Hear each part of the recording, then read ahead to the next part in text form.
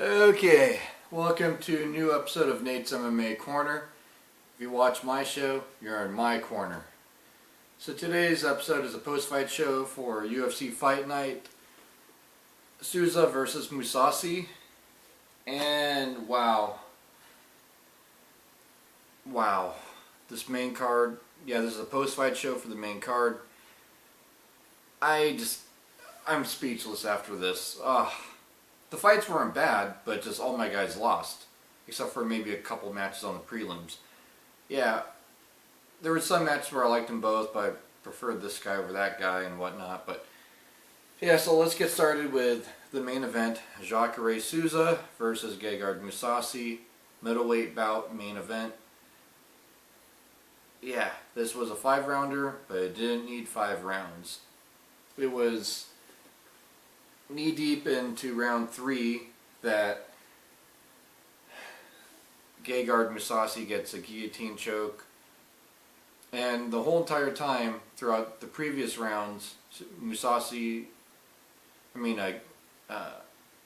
Jacare Souza was just taking Mousasi down left and right, going for submissions, getting dominant positions, getting rock solid top game going, and yeah, Mousasi wasn't able to do a whole lot. Oh, man. But yeah, it was a good clean win for Jacare Souza, and I think Souza should definitely be in the loop of title contenders for the middleweight title. Man. Yeah, I wanted Gegard Mousasi to win so bad. He's one of my favorite middleweights. But Souza seems like a nice guy. It's one of those things. Yeah, Mousasi's known for being a striker, known for having his Dutch-style kickboxing, great striking techniques. Wow. So that sums up the main event. Yeah, then the co-main event. Ouch. Oh, it was Ben Rothwell versus Alistair Overeem. And yeah, I figured someone would get knocked out in this match, but if Overeem was able to keep the fight on the ground, take Rothwell to the ground, keep it on the ground, I think, believe it or not, Overeem has a very, very underrated ground game and great submission skills. He's won fights before by submission, so I think Overeem should have taken this fight to the ground, gone for submissions and ground and pound. But he definitely had a good chance in the stand-up, also being a Dutch kickboxer, Dutch-style kickboxing, coming from Holland and everything, and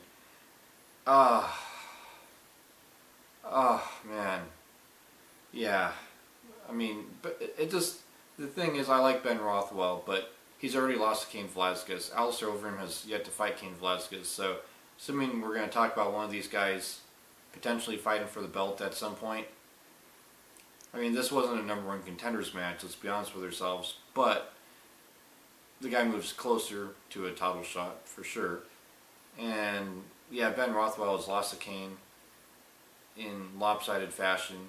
Alistair is yet to fight Cain, so we would have saw how that pans out, but now we'll see what happens with Alistair. And Ben Rothwell definitely moves into the top 10 of heavyweights in the UFC. Yeah, Ben Rothwell, he won by TKO punches. He landed a grazing punch on Overeem. And Ben Rothwell is an experienced veteran in the sport. So good job, Ben. I like him too. I hope he does bigger and better things in the sport. And yeah, if he's champ, I would definitely not be sad about that. So good job, Ben. But, you know, Overeem's one of my favorite fighters, period, bar none. No ifs, ands, or buts, but good job, Ben. Happy for you. I'm a fan of yours, too.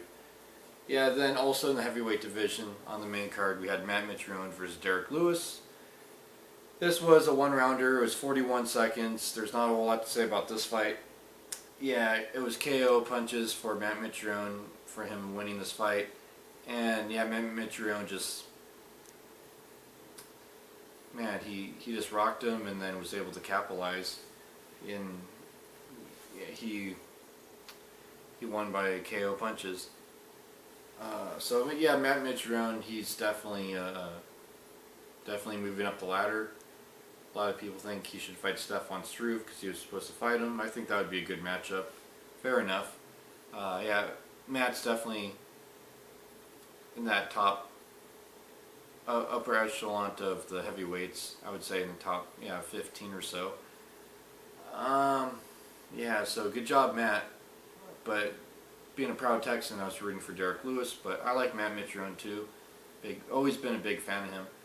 Then, to kick off the main card, in the lightweight division, we had Joe Luozon versus Michael Chiesa. Yeah, Michael Chiesa lost this fight. I picked him to win this fight. Man, but it's one of those things. The cut, I think it was early stoppage. The doctors could have let it go on. Michael Chiesa thinks so too. Yeah, it was halfway into round 2 when the doctor called this off, and I think they should at least let it go through the second round, and then after that, reassess the situation, and then if it's still that bad, then maybe call it off. But yeah, Joe Luozon, he got a respectable win though.